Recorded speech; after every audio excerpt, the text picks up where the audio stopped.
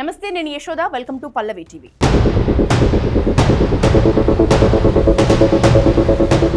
BRS MLA Maganti Gopinath ఆకస్మిక మరణంతో జూబ్లీహిల్స్ లో ఉప ఎన్నిక అనివార్యమైంది. ఈ బైపోల్ ని కాంగ్రెస్ ప్రభుత్వం ప్రతిష్టాత్మకంగా తీసుకుంది. అక్కడ ఎలాగైనా గెలిచి తీరాలని పట్టుదలగా ఉంది. ఈ క్రమంలో జూబ్లీహిల్స్ లో కాంగ్రెస్ అభ్యర్థి ఎవరు అనే దానిపై సస్పెన్స్ నెలకొంది.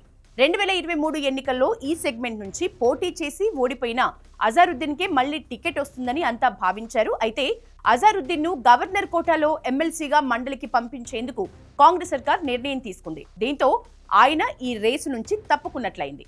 ఇప్పుడు జూబ్లీహిల్స్ ఉప ఎన్నికలో కాంగ్రెస్ టికెట్ బీసీ నేతకు దక్కనుందనే ప్రచారం జరుగుతోంది.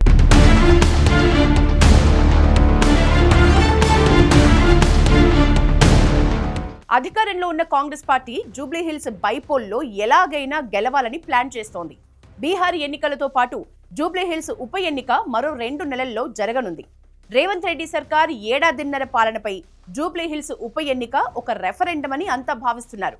దీంతో కాంగ్రెస్ పార్టీ ఈ ఎన్నికను ప్రతిష్టాత్మకంగా తీసుకుంది. ఇప్పటికే 4 మంత్రుల్ని ఇన్ఛార్జీలుగా వేసి మరీ ప్రచారం మొదలుపెట్టింది. అజారుద్దీన్ పోటీ నుంచి తప్పుకోవడంతో ఇక కాంగ్రెస్ లో బీసీ కార్డు తెరపైకొచ్చింది. బీసీ నేతల్లో 2 పేర్లు బలంగా వినిపిస్తున్నాయి. ఒకరు మాజీ మేయర్ బొంతు రామ్మోహన్ కాగా మరొకరు నవీన్ యాదవ్.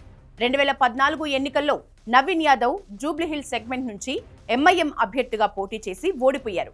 ఇక 2018 ఎన్నికల్లో ఇండిపెండెంట్ గా పోటీ చేసి మళ్లీ ఓటమి చెందారు. 2023 ఎన్నికల్లో మారిన సమీకరణాలతో అజారుద్దీన్ కి మద్దతు తెలిపారు.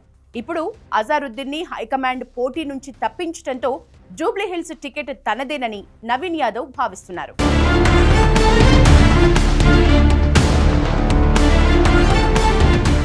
ఇక జూబ్లీహిల్స్ బైపోల్ బరిలో కాంగ్రెస్ నుంచి బీసీ నేత బొంతు రామ్మోహన్ పేరు కూడా బలంగా వినిపిస్తోంది.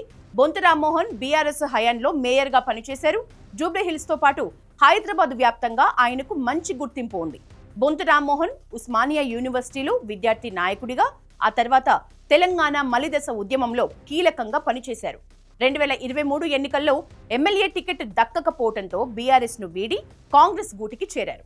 అయితే కాంగ్రెస్ నుంచి కూడా ఆయనకు టికెట్ దక్కలేదు. అయినప్పటికీ కాంగ్రెస్ హైకమాండ్ హైదరాబాద్ లో తనకు అవకాశం ఇస్తుంది అన్న నమ్మకంతో బొంతు రామ్మోహన్ ఉన్నారు. ఏడాదిన్నర దాటినా ఎలాంటి పదవి తీసుకోకుండా పార్టీ కోసం పనిచేస్తున్నారు. ఇటీవల ఆయనను రాష్ట్ర ఉపాధ్యక్షుడిగా నియమించింది. కాంగ్రెస్ జనహిత పాదయాత్రకు ఇన్ఛార్జిగా, చేవెళ్ల పార్లమెంటు సెగ్మెంట్ కు కోఆర్డినేటర్ గా బాధ్యతల్ని అప్పగించింది. జూబ్లీహిల్స్ ఉప ఎన్నికలో బీసీ నేత అయిన బొంతు రామ్మోహన్ ను బరిలోకి దించి బీఆర్ఎస్ ను బలహీనపరచాలని కాంగ్రెస్ భావిస్తున్నట్లు సమాచారం. బీసీ అభ్యర్థి కావటం బొంతు రామ్మోహన్ కి మరింత అడ్వాంటేజ్ గా కనిపిస్తోంది. బొంతు రామ్మోహన్ తెలంగాణలో బలమైన సామాజిక వర్గానికి చెందిన మున్నూరు కాపు నేత. ఆయన సతీమణి శ్రీదేవి ప్రస్తుతం కార్పొరేటర్ గా ఉన్నారు. ఆమె యాదవ సామాజిక వర్గం. ఈ 2 సామాజిక సమీకరణాలు కలిసి వస్తాయన్న అంచనాలు కూడా ఉన్నాయి. చివరిదాకా అభ్యర్థిని తేల్చకుండా నాంచుడు ధోరణితో ఉండాలని కాంగ్రెస్ భావిస్తున్నట్టు తెలుస్తోంది. ఒకవేళ బొంతు రామ్మోహన్ కి టికెట్ ఇస్తే నవీన్ యాదవ్ కు మరో కీలకమైన పదవి ఇచ్చే అవకాశం ఉంది. మరోవైపు జూబ్లీహిల్స్ లో మైనారిటీ ఓటర్లు చాలా ఎక్కువ. వీరి మద్దతు లేకుండా గెలవటం ఈజీ కాదు. ఎంఐఎం పార్టీ మొదటి నుంచి అజారుద్దీన్ ని అభ్యర్థిగా వ్యతిరేకించింది. అందుకే ఈసారి కాంగ్రెస్ హైకమాండ్ అజారుద్దీన్ ని జూబ్లీహిల్స్ బరిలో నుంచి వ్యూహాత్మకంగా తప్పించింది. బొంతు రామ్మోహన్ మేయర్ గా పనిచేసినప్పటి నుంచి ఎంఐఎం నేతలతో ఆయనకు సన్నిహిత సంబంధాలున్నాయి.